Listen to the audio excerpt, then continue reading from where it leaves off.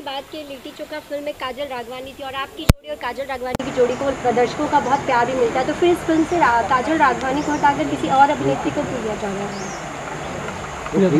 अच्छा देखिए, मैं आपके सवाल को एक जवाब देता हूँ। जब हम किसी के साथ रिपीट काम करते हैं तो भी आपका सवाल होता है कि आप इसी के साथ क्यों करते हैं, इसी के साथ क्यों करते हैं, क्या प्रॉब्लम है, क्या चक्कर है। जब हम किसी को नए को ब्रेक देते हैं तब भी आपका सवाल है कि उसको हटाया क्यों गया। अब बताइए कि हम क्या जवाब दें इसका। अब आपसे मैं पूछ रहा हूँ तो पहले क्यों, पहले काजल राघवानी, पहले से ही वो न्यू एक्ट्रेस को आप ले सकते थे आपके साथ उस फिल्म में, आपके अपोजिट, लेकिन पहले काजल और फिर रिप्लेस क्यों किया जा रहा है? कौन बोला जो रिप्लेस किया गया? पहले काजल राघवानी, श्रुति राव नाम आया था, अभी भी काजल राघवानी है। श्रुति राव मेरे कौन सी सिनेमा में? लिट्टी लिट्टी चोखा में काजल ही हैं। देखिए, मेरा कहना यहाँ है कि मैं किसी को ना हटाता हूँ और ना ही रखवाता हूँ। मैंने बहुत सारे नए एक्टरों के साथ काम किया है। ये हैं, अभी मैंने मंटुआ के नानी किया, उसमें भी नई तीनों लड़कियाँ नई हैं। प्रॉब्लम ये है, मैं आप सबसे एक बार ये बताना चाहता हूँ। आप लोग को भी एक चीज़ें होती है ना कि जोड़ियाँ क्यों आती हैं। मैं किसी जोड़ी के पक्ष में नहीं हूँ, बट मेरे कहने का मतलब कि मुझे अगर 15 रीटेक देना पड़ता है अपने डांस में ना, तो बड़ा दुख होता है।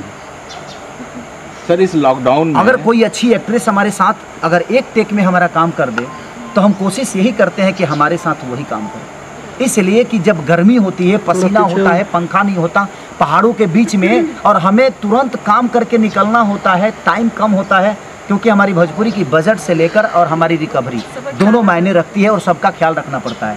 और एक कोई नई लड़की आती है जिसको डांस भी नहीं आता है और उसके साथ काम करने के बाद हम 20-20 रीटेक देते हैं, एनर्जी उतनी लगती है, तो जब हम नाचते हैं तो हमें तकलीफ होता है कि हमने गलतियां की हैं।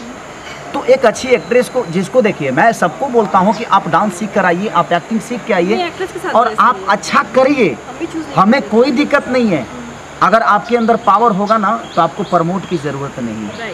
मेरे कहने का मतलब प्रमोट की ज़रूरत नहीं है। एक बार पूछ खेसारी के साथ एक सिनेमा करके और लोग बड़े कहीं ना कहीं बड़े लेवल पे हो जाते हैं, लेकिन कोई जो है कि 10 सिनेमा करने के बाद बिग बॉस तो क्या करिएगा। उसके लिए ना मैं दोषी हूँ, ना कोई दूसरा दोषी है, ना कोई एक्टर दोषी है। तो देखिए, मेरा डायरेक्टर और प्रोड्यूसर उन्हीं का कॉल है, और नहीं तो शायद रितु सिंह मेरे साथ काम ही नहीं कर पाती। अगर डायरेक्टर और प्रोड्यूसर का कॉल नहीं होता, मेरा ही चलता, तो हर जगह काजल ही होती। ऐसा थोड़ी है, ऐसा नहीं है। जिस सिनेमा का जो रोल होता है, लगता है कि नहीं इसमें हार्डकोर एक्ट है, ये चीज़ें हैं, वो चीज़ें हैं, तो उसके लिए लोग खुद से अपने कंफर्टेबल के लिए कि हमारा काम जल्दी हो जाए, इसलिए बड़े एक्टरों के साथ काम करते हैं। सर, इस लॉकडाउन के बाद, इस लॉकडाउन में है आधा हेल्प करने के लिए किसी मिशन की ज़रूरत नहीं होती है। मुझे लगता है कि आपके विचारधारा जरूरी है। जब तक मन में विचारधारा नहीं होगी, आप किसी का मदद नहीं कर सकते। वो आपको मन में पैदा करनी पड़ती है, वो कहीं किसी की माँ के कोख से पैदा नहीं होता है। वो चीज़ें वो आपके खुद के विचारधारा हैं, जो किसकी हेल्प करना है, नहीं करना है। कोरोना काल में मुझे काम इसलिए करना पड़ता है कि सर, मैं किसी को घर में, मैं ये नहीं बोल सकता कि आप अपने घर में रहिए, क्योंकि घर में रहकर लोग भूखे मर जाएं, ये मैं कभी किसी को सलाह नहीं दूंगा। हाँ, आप अपनी सेफ्टी बचाकर अपने जीवन को चलाइए, अपनी बीवी बच्चों को पालिए और उनको अच्छी शिक्षा दीजिए। कोशिश करिए जी आप जितना लोगों से थोड़ा सा डिस्टेंस बना के रहें, और यहाँ पे काम करके सैनिटाइज करके हम काम कर रहे हैं। ऐसा नहीं कि हम खुद को एकदम फ्री करके काम कर रहे हैं, ऐसा नहीं है, क्योंकि हमारे साथ हमारे बहुत लोगों के, मैं 50 लोगों से, 100 लोगों से, 200 लोगों से डेली मिलता हूँ। हो सकता है कि मेरी इम्यूनिटी बड़ी अच्छी है, इम्यूनिटी पावर, हाँ, इम्यूनिटी बोल रहे हैं ना ये लोग, आपको बोलने में 6 महीना लगेगा भाई। इम्यूनिटी लेकिन इस बीमारी की बिना परवाह किए आप शमशान घाट तक भी पहुंचे। सर, एक बात बताएं, जब पेट की भूख होती है ना तो बीमारी समझ में नहीं आता है। हमारे अंदर भी भूख है, और पेट की भूख नहीं, ये जनता का प्यार का भूख है। क्या बात है। शायद मुझे लगता है कि उनके प्यार में मैं हूँ, और मैं 2 पैसे ज़्यादा कमाऊँगा तो मैं जितना हो सके अपने लोगों का मदद कर पाऊँगा।